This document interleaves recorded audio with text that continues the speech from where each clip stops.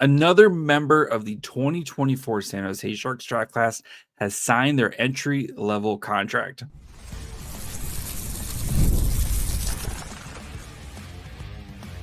You're Locked On Sharks, your daily podcast on the San Jose Sharks, part of the Locked On Podcast Network, your team every day.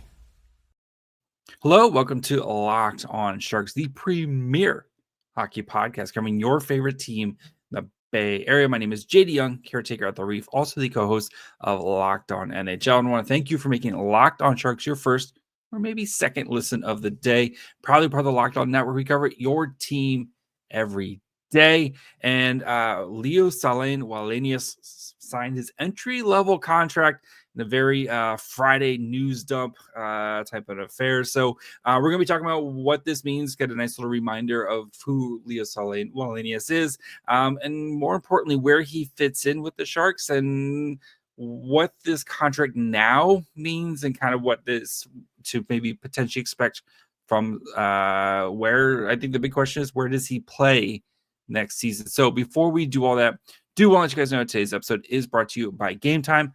Download the Game Time app, create an account, and use code LOCKEDONNHL for $20 off your first purchase. So Sahlin Wallenius, of course, was a Sharks draft pick last season. He was picked in the second round, 53rd overall. That was the Jake Wallman pick. As a reminder, the Sharks I still can't believe it's been a year, almost a year, and I still can't believe that the Sharks got Jake Wallman for literally for free. And then turned around and flipped him for a first round pick. Absolutely just ridiculous by general manager Mike Greer. So yes, Wallenius, 6 foot, 183-pound left-handed defenseman, 53rd pick, like I said. So he spent this season, what's the saying? Rolling Stone gathers no moss. Wallenius, there is no moss to be found, as he played for 4 different teams this season, and that doesn't include playing for Team Sweden this year. Wallenius, 4 different teams. So let's start there by looking at the 4 teams he played for this year and how he performed for said team. So we'll start with his J20 team with the Vallejo Lakers. He played 8 games there, had 3 goals and 11 assists. Like, clearly too good to be playing on the junior team. So went up, but like those are outstanding numbers. This was after playing basically most of last year in the 2023-2024 season, where he also played on the J20 team. He played 43 games and had 42 points in that time. Was also an alternate captain. So clearly too good for junior, like Swedish juniors. He got loaned to the Hockey Allsvenskan, where he played with the Nybro Vikings. In 14 games there, he had a goal, 5 assists, and 23 shots on goal. So I know he played for them, I think, until he played for them kind of beginning of the season during that time. Also played in Finland with the Liga on TPS, and this was kind of between, I think, coming back from World Juniors to play, and then until right around Valentine's Day, if I recall, but sometime in mid-February. He played 7 games, had a goal, 2 assists, and 23 shots. And then sporadically throughout the season, at the end of the season, he played in the SHL with the Vallejo Lakers, where in 16 games, he had 1 goal, 4 assists with 17 shots on goal. Interestingly enough, was a healthy scratch during the playoffs in the SHL. As I recall, they got knocked out in the first round. So production-wise, like, he's, definitely saw some very good production when playing kind of against lower levels, especially the junior team, right, was scoring at a ridiculous rate there. And when he got to play meaningful minutes in games, for Liga, like TPS, he played a fair amount of minutes. In the Hockey Allsvenskan, he also played a fair amount of minutes in those games. He was also scoring at a pretty solid rate for, again, he was 18 years old this year, didn't turn 19 until a week ago. April 10th is when he turned 19. So fairly, young in this draft class. So you saw some of the production when he got to the SHL, right? Not as much production. You definitely saw the production dry up, which, to be fair and to be expected, playing in a men's league as an 18-year-old. So going back to his kind of draft year and his draft profile is a nice reminder. This is what it looked like. So Elite Prospects had him ranked 69th. Very nice. Evasive player, transition ace, versatility. Like that's kind of his calling cards. The attribute rates, kind of like how they rate things from a scale of 1 to 9, 9 being like super duper elite, Connor McDavid.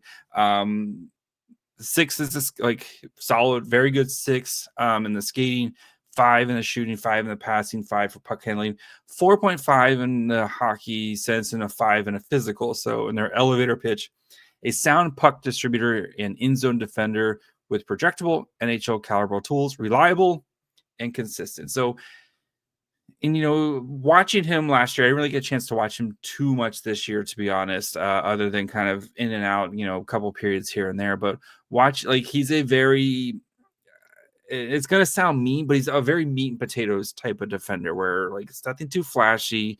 He's not going to make you ooh and ah and do cool things like that, but he's just going to be a consistent, reliable defender, which is perfectly fine. Like you need good defenders, and you need good guys who are good in the transition game. And he does excel in that transition game of getting from the defensive zone to the offensive zone. And it's almost weird where like he's really good I think he's really solid in his defensive zone.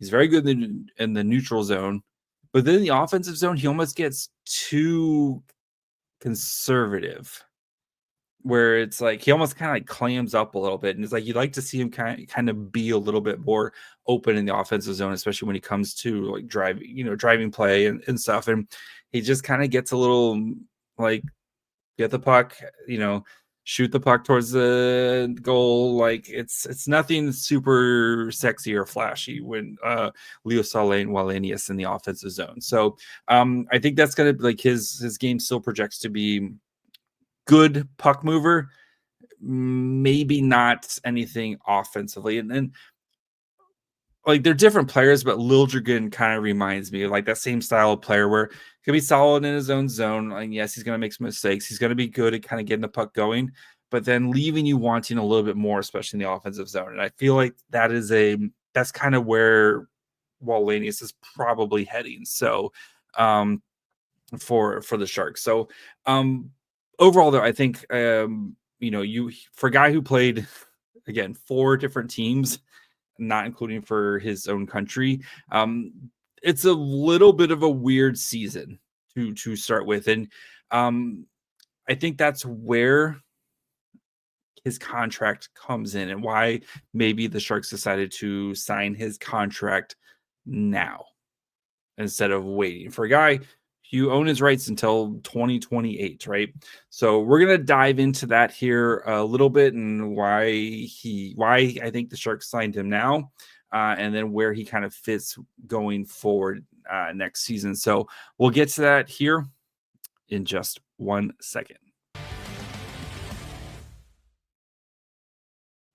Did you know your Fire TV is also an Xbox? Turn any TV into a gaming and entertainment hub with Fire TV Stick 4K devices. No console required. Just grab your paired controller, subscribe, or sign into Xbox Game Pass Ultimate with EA Play included, and you're ready to play. Dive into hundreds of premium titles from EA Sports College Football 25 to Call of Duty Black Ops 6 to Avowed as easily as you stream your favorite shows. It's gaming made simple, and it's all on your Fire TV. Plus, you can also, of course, watch 4K streaming. They have more than 1.5 million movies and TV episodes from your favorite subscribed services like Netflix, Prime Video, Disney Plus, Max, and more. So head to Amazon.com/Fire TV locked on to get started. Xbox Game Pass Ultimate subscription and compatible controller required. Available on select devices, including Fire TV Stick 4K 2nd Gen, Fire TV Stick 4K Max 1st and 2nd Gen, and Fire TV Cube 3rd generation. And if you're looking to go get tickets to go catch the Stanley Cup playoffs, even though the Sharks aren't in it, we here are hockey fans. We love to watch hockey. You guys know there's nothing better than seeing a live NHL game. The intensity, the speed, the energy in the building, it's next level. And thanks to Game Time, getting in the door is easier and much more affordable than ever. Game Time is the fastest way to get playoff tickets, even for those must-see matchups. Prices actually drop as the puck drop gets closer. With last-minute deals, you can save up to 60%.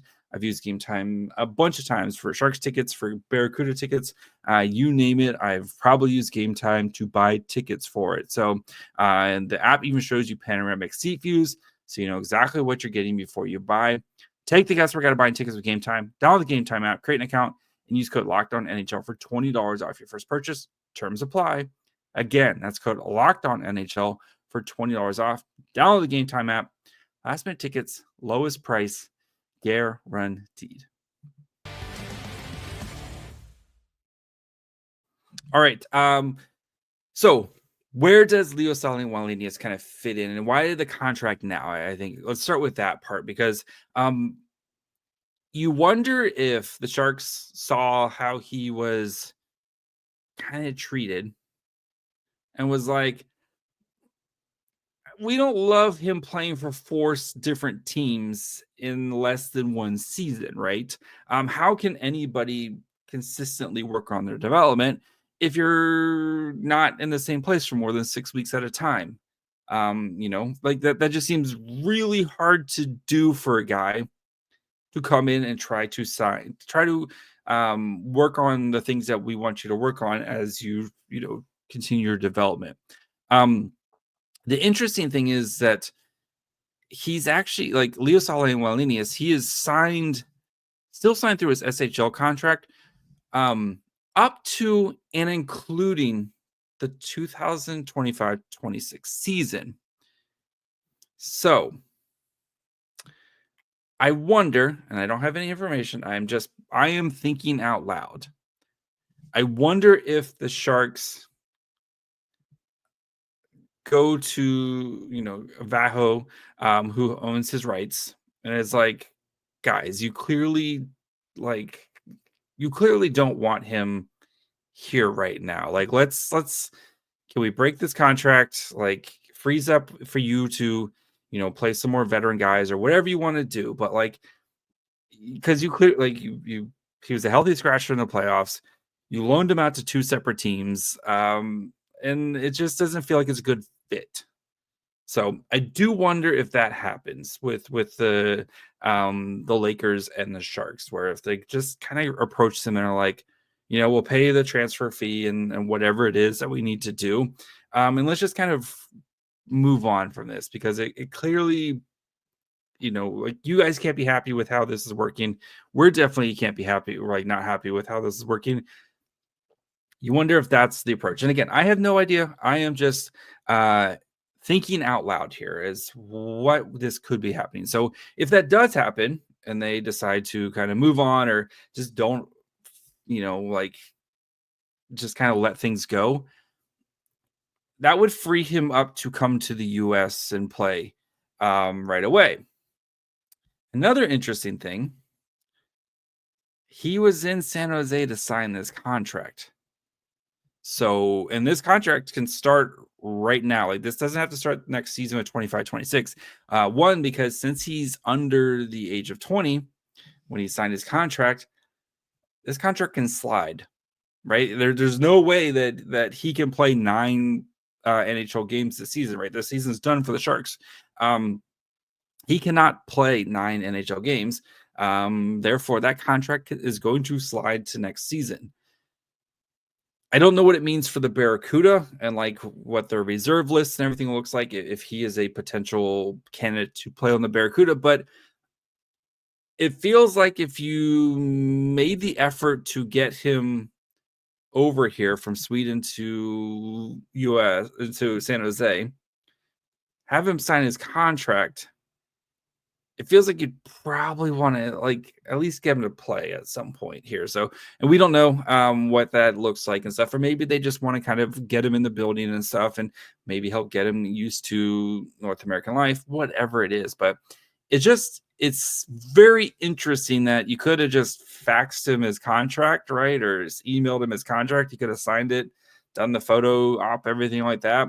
Because we've seen plenty of other players in other places sign their contracts, and that's it. But the fact that he's here in San Jose is very interesting to me. So, but kind of going back to his with with Vaho, with the SHL and the NHL, there is an actual agreement with them, similar to the NHL OHL or NHL CHL agreement, right? First round picks, the basically it kind of boils down to first round picks. The NHL team owns a lot of their rights and can basically say, like, we want you to go play in North America right away, like stuff like that.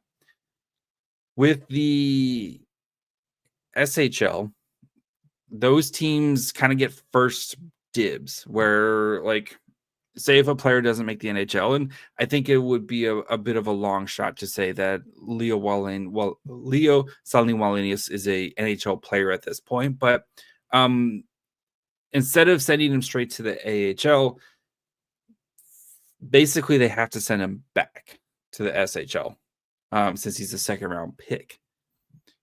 That's where you wonder if maybe there's a little bit of an agreement between the two, where it's just like, you know what, we think it's best if he doesn't come back, like he does not a fit, whatever it is. Or maybe he just goes, like, maybe this is one of those things where my career just gets some business done and kind of sets them up for next season, right? Where it's kind of like Phil Beast said, go back, play another season over, SHL, earn your minutes over in the SHL, and then we'll see you when your season's done over there. We'll see you kind of, middle of March. You can come join a Barracuda team, which should still be super exciting with, you assume, Musty, Chernyshov, Kasper Halttunen, like all these guys are still going to, expected to be on the team next year. Andrew Podorowski, like you have a ton of guys next year. We'll see you next year. Come in and see if you can kind of have an impact at the end of the season. Get a little bit of taste, just like Phil Beestead did, just like Shakir Mukhamadullin did. Come in, play 9 or 10 games before the season's over and get your feet wet before kind of going full-time the following season when your SHL contract is done. So I'm curious to see how this plays out. And we probably won't know until we know, to be honest, with it and kind of what the expectation is for Leo Sahlin Wallenius. But it is good that he got his contract signed, right? And this isn't going to be up in the air like Matthias Havled, who we've been still waiting, was part of the 2022 draft class, and we're still waiting for him to sign his contract. So I am intrigued by Wallenius and what he can bring in. Again, not the flashiest of players, especially in the offensive zone, but I think still projecting to be a really solid fit for the Sharks and for the Barracuda. And, if you're projecting, Mukhamadulin's going to be graduating, maybe Cagnoni graduates at some point next year, maybe not. You have guys like Jake Furlong, who I think still needs more time to simmer, and Furlong's coming along nicely, but like Jake Furlong, who is very much like a defensive defenseman, pairing up with a guy like Leo Sahlin Wallenius, who's a little bit more offensive gifted, especially with the transition zone. I think that's a really nice type of combo with them. You could definitely see a potential pairing like that.